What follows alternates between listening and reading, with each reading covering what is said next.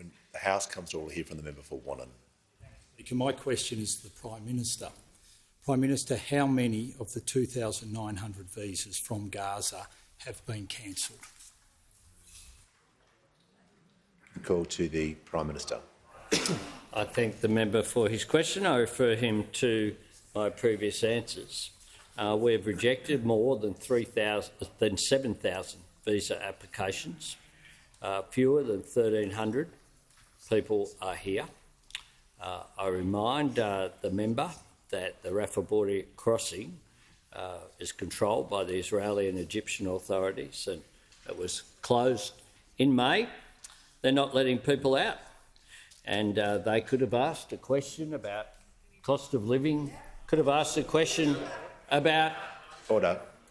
about the visit of the President-elect of Indonesia. Prime Minister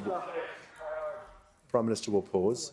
The Leader of the Opposition on a point of order. Mr Speaker, on relevance and following your earlier advice, that is as tight as that question could possibly be, and yet the Prime Minister still refuses to give a straight answer. Resume your answer. Resume your I have a question.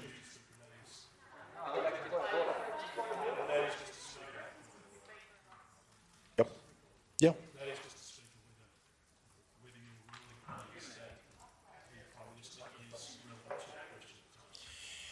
Talking about the opposition is not being relevant to the question unless it's in a compare and contrast. So the Prime Minister, if he's concluded his answer, will move to the next question. Order. Oh, order. No.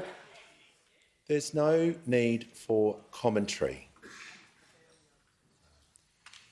Give the call to the honourable member for Fraser. My question is to the Deputy Prime Minister. What are the difficulties the Albanese Labor government has faced in the defence portfolio, and what difficult decisions are being made as a result? Give the call to the Deputy Prime Minister and Minister for Defence. Thank you, Mr Speaker. Today, the Albanese government has concluded negotiations for a historic defence cooperation agreement with Indonesia. In February, our government announced a complete restructure of our Navy, which saw the first of a new class of surface combatants enter into our fleet this decade. Last year, we restructured the Army. Next year, we will see the beginnings of the manufacture of guided weapons in Australia. The Defence Strategic Review has completely reassessed our strategic circumstances and has reshaped our Defence Force, and most importantly, these decisions have been funded by record increases in defence spending over the forward estimates and over the decade. And, Mr Speaker, all of this has happened in just 2 years. The contrast between the actions of the Albanese government and the vaudeville and hoopla which we saw from those opposite could not be more stark. Now, the Shadow Minister for Defence has said that he wants to see— Order. No, members on my right. Member for Blair. Order. Members on my right will cease rejecting. The member for Canning is entitled, just like any other member is entitled, to raise a point of order.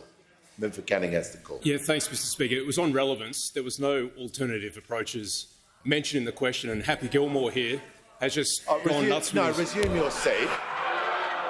Resume your seat. That remark is not necessary to make. A reflection on a member is not appropriate. We are not having question time where people put digs into each other unnecessarily.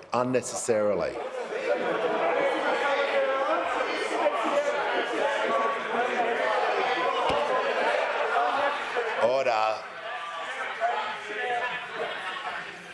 We're just going to hear from the Leader of the House. Thanks, Speaker. Just on the issue of relevance, the question went specifically at the start to the difficulties that are being faced in the defence portfolio, and those difficulties are the Minister is clearly drawing to the legacy we inherited. It makes it completely relevant. The Minister is entitled to talk about the difficulties, but he simply can't have the remainder of his answer regarding criticism in order to make it relevant to government policy, which I'm sure he will do. The Deputy Prime Minister has the call. The Shadow Minister of Defence has said he wants to see a dramatic increase in defence capability by 2026.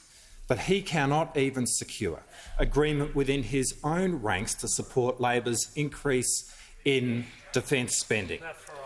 And what makes it worse is that those opposite, when they are in government, chronically underfunded defence. An underfunding of defence which under them would not have seen new amphibious craft for our army until the 2030s, or a new surface combatant for our navy until 2034, or the manufacture of guided weapons until 2035. And what made it even worse was that they were completely incapable of making a difficult decision. I mean, they were elected in 2013. Having changed their mind twice, it was not until 2021 that they settled on the successor submarine to the Collins class, and even then they were saved by the fact that they were thrown out of government 7 months later before they could change their mind again. And underwriting it all was a complete incompetence that was led by their last Defence Minister, the Leader of the Opposition, incompetence which saw 7 different Defence Ministers during the course of 9 years, incompetence which saw 28 different defence projects running a combined 97 years over time. Well, Mr Speaker, that has all changed because in the last 2 years the Albanese government has been making the decision to do what it takes to rebuild our defence force and to keep Australians safe. Order. Hear from the member for Wannon. Thanks, Speaker. My question is to the Prime Minister. How many of the 2,900 visas from Gaza have been cancelled? Give a call to the Prime Minister. Thanks, Mr Speaker. I thank the member for his question. We've been guided every single step of the way by our security agencies. Anyone who's been given a visa has passed the same security standard. And what our agencies do, and the member might know this, I suspect, is constantly examine issues. That doesn't stop when someone is granted a visa. Our security agencies continue to do their job. This is an ongoing process. That is what they do, regardless of where people are coming from and the circumstances. Their priority is security. Order. The Prime Minister has concluded his answer.